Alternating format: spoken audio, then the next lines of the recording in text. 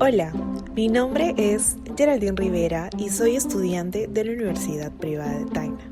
Y el día de hoy les voy a hablar de la casuística y de los casos relevantes en la historia norteamericana. Vamos a empezar con la etimología de la palabra casuística. Esta viene del latín casus, que significa caso. En la esfera del derecho, el término casuística se usa para hacer referencia al análisis de una situación legal a través de un conjunto de casos ilustrativos. En el derecho anglosajón o common law, tiene como fuente de derecho prioritaria los precedentes judiciales, es decir, las resoluciones que anteriormente los jueces han dictado sobre casos similares a los nuevos que se presentan. En los Estados Unidos, desde la época colonial, se ha estudiado el derecho mediante la lectura y el análisis de decisiones judiciales. Desde el día en que la Corte Suprema de los Estados Unidos se reunió por primera vez en 1790, ha emitido miles de opiniones sobre todos los temas, desde los poderes del gobierno hasta los derechos civiles y la libertad de prensa. A pesar de que muchas de estas decisiones son poco conocidas y tienen escaso interés para el público en general, varias de ellas destacan por el impacto que han tenido en la historia del país. Algunos de los casos más significativos se resumen a continuación. El caso Marbury versus Madison en 1803, siendo este el precedente jurídico que dio cabida al principio y teoría de la supremacía constitucional. El caso Marbury contra Madison es un proceso judicial abordado ante la Corte Suprema de los Estados Unidos y resuelto en 1803. El mismo surgió como resultado de una querella política a raíz de las elecciones presidenciales de 1800, en las que Thomas Jefferson, quien era un republicano demócrata, derrotó al entonces presidente John Adams, el cual era federalista. En los últimos días de gobierno saliente de Adams, el Congreso, dominado por los federalistas, estableció una serie de cargos judiciales, entre ellos 42 jueces de paz para el Distrito de Columbia. El Senado confirmó los nombramientos, el presidente los firmó y el secretario de Estado estaba encargado de sellar y entregar las actas de nombramiento. En el ajetreo de última hora, el secretario de Estado saliente no entregó las actas de nombramiento a 4 jueces de paz, entre los que se contaba a William Marbury. El nuevo secretario de Estado del gobierno del presidente Jefferson, James Madison, se negó a entregar las actas de nombramiento, porque el nuevo gobierno estaba irritado por la maniobra de los federalistas de tratar de asegurarse el control de la judicatura, con el nombramiento de miembros de su partido justo antes de cesar en el gobierno. Sin embargo, Marbury recurrió a la Corte Suprema para que ordenara a Madison entregarle su carta. Si el tribunal fallaba a favor de Marbury, Madison todavía podría negarse a entregar el acta, y el Tribunal Supremo no tendría manera de hacer cumplir la orden. Si la Corte se pronunciaba contra Marbury, se arriesgaba a someter el Poder Judicial a los partidarios de Jefferson, al permitirles negar a Marbury el cargo que podía reclamar legalmente. El presidente del tribunal, John Marshall, resolvió este dilema al decidir que el Tribunal Supremo no estaba facultado para dirimir este caso. Marshall dictaminó que la sección 13 de la ley judicial que otorgaba a la Corte estas facultades era inconstitucional, porque empleaba la jurisdicción original del tribunal, de la jurisdicción definida por la misma Constitución. Al haber decidido no intervenir en este caso en particular, el Tribunal Supremo aseguró su posición como árbitro final de la ley. El siguiente caso que desarrollaremos es el de Dred Scott versus Sanford. Este caso se resuelve finalmente en 1857. Dred Scott, nacido en Virginia, era un esclavo propiedad de un cirujano del ejército llamado John Emerson, ciudadano del estado esclavista de Missouri. Emerson emprendió un viaje que lo llevó de Illinois, estado no esclavista, y a Wisconsin, territorio no esclavista que fue estado en 1848. Junto con él se llevó varios esclavos, entre ellos Dred Scott. Emerson se pasó 4 años en esos territorios no esclavistas antes de retornar a Missouri, donde murió en 1843, y dejó en herencia para su esposa a Scott como un esclavo naturalmente. A Scott se le ocurrió demandar a la viuda de Emerson en 1846, reclamando su libertad al haber vivido años antes en el Wisconsin no esclavista, lo que lo convertía en un ciudadano libre automáticamente. La primera sentencia en el caso Scott versus Emerson fue juzgado en 1847, en el Juzgado Federal Estatal de St. Louis. En junio de 1847, el veredicto fue en contra de Scott, por un tecnicismo. Scott no había probado haber sido esclavizado por Irene Emerson. Irene Emerson apeló en 1852. La Corte Suprema de Missouri anuló el fallo del Tribunal Inferior, argumentando que el creciente sentimiento antiesclavista en los estados libres hacía que ya no fuera necesario que Missouri se apegara a las leyes de los estados libres. En 1853, Scott nuevamente demandó, esta vez bajo la ley federal.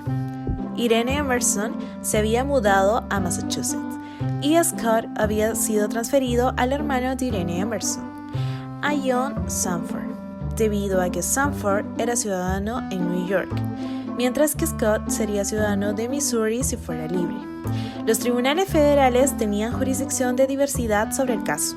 Después de perder nuevamente la Corte del Distrito Federal, apelaron ante la Corte Suprema de los Estados Unidos, en Dred Scott versus Sanford. El 6 de marzo de 1857, el presidente del Tribunal Supremo, Roger B. Taney, emitió la opinión mayoritaria. Taney dictaminó que cualquier persona descendiente de africanos, ya sea esclava o libre, no es ciudadana de los Estados Unidos, de acuerdo con la Constitución. La ordenanza de 1787 no podía conferir ni libertad ni ciudadanía dentro del territorio del noroeste a individuos no blancos. Las disposiciones de ley de 1820, conocida como el Compromiso de Missouri, se anularon como un acto legislativo, ya que el acto excedió los poderes del Congreso, en la medida en que se intentó excluir la esclavitud e impartir libertad y ciudadanía a las personas no blancas en el norte parte de la compra de Louisiana.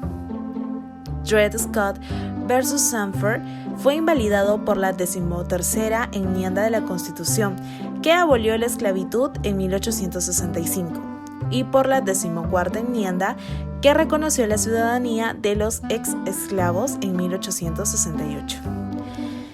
Bien, ahora continuamos con el caso Brown versus Junta de Educación en 1954.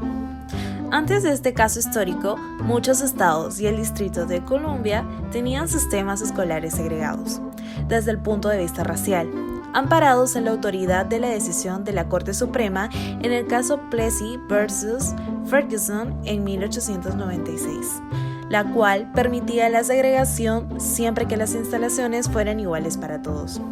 En otras palabras, habían mantenido una ley estatal que requiere, separados pero iguales, las instalaciones separadas para blancos y negros en vagones de ferrocarril. En 1951, una acción de clase de demanda fue presentada contra la Junta de Educación de la ciudad de Topeka, Kansas, en el Tribunal de Distrito de Estados Unidos para el Distrito de Kansas. Fueron en total 13 los demandantes. Sin embargo, los abogados y la Asociación Nacional para el Avance de la Gente de Color, sus siglas en inglés NAACP, sintieron que el tener al señor Oliver Brown a la cabeza sería mejor recibido por los jueces del Tribunal Supremo. Oliver Brown era un padre, un soldador en las tiendas del ferrocarril de Santa Fe, un pastor asistente en su iglesia local y un afroamericano. Estaba convencido de unirse a la demanda, puesto que su hija, Linda Carol Brown, una estudiante de 3er grado de primaria, tuvo que caminar 6 cuadras para recién llegar a la parada del autobús que la dirigiría a la primaria Monroe, una escuela para niños negros, que aproximadamente se encontraba a 1 milla de distancia de su hogar, mientras que Summer Primaria, una escuela para niños blancos, se encontraba a 7 cuadras de su casa. Según las indicaciones de la dirección de la NAACP, los padres de cada uno trataron de inscribir a sus hijos en la escuela del barrio más cercano. A cada uno se les negó la inscripción y se les dirigió a las escuelas segregadas. Los padres de otros niños negros presentaron ese mismo tipo de demandas en Carolina del Sur, Virginia y Delaware. La Corte de Delaware descubrió que las escuelas para negros eran inferiores a las de sus homólogos blancos y ordenó que los niños negros fueran transferidos a las escuelas para blancos. Sin embargo, los funcionarios escolares apelaron la decisión y llevaron el caso a la Corte Suprema. La Corte escuchó los argumentos de todos los casos. Los alegatos presentados por los litigantes negros se complementaron con datos y testimonios de psicólogos y científicos sociales, que explicaban las razones por las cuales afirmaban que la segregación era perjudicial para los niños negros. Posteriormente, en 1954, la Corte Suprema opinó de forma unánime que, en la esfera de la educación, la doctrina de separados pero iguales está fuera de lugar, y falló que la segregación en las escuelas públicas se les niega a los niños negros la igualdad de la protección bajo las leyes, que es una de las garantías consagradas en la 14ª enmienda. Esta es una sentencia judicial histórica de la Corte Suprema de los Estados Unidos, que declaró que las leyes estatales que establecían escuelas separadas para estudiantes afroamericanos y blancos negaban la igualdad de oportunidades educativas. En conclusión, la casuística ha significado una fuente muy relevante e importante en la historia norteamericana, ya que anteriormente lo hemos visto en los 3 casos que les he expuesto. En el caso Marbury vs. Madison en 1803 se da cabida al principio y teoría de la supremacía constitucional. En el caso Dred Scott vs. Sanford en 1857 sirvió para que posteriormente en 1865 se aboliera la esclavitud y en 1868 se reconozca la ciudadanía de los ex esclavos. Y en el caso Brown versus la Junta de Educación en 1954 sirvió para que ya no se aplique la segregación de separados pero iguales para las escuelas de niños blancos y negros, que recordemos que anterior a ello sí se permitía la segregación en instalaciones separadas para hombres blancos y negros en vagones de ferrocarril, en el caso Plessy versus Ferguson en 1896. Entonces, todos estos casos son relevantes ya que significa una nueva fuente de apoyo para la resolución de casos similares posteriores, ya que la casuística se usa para hacer referencia al análisis de una situación legal a través de un conjunto de casos ilustrativos.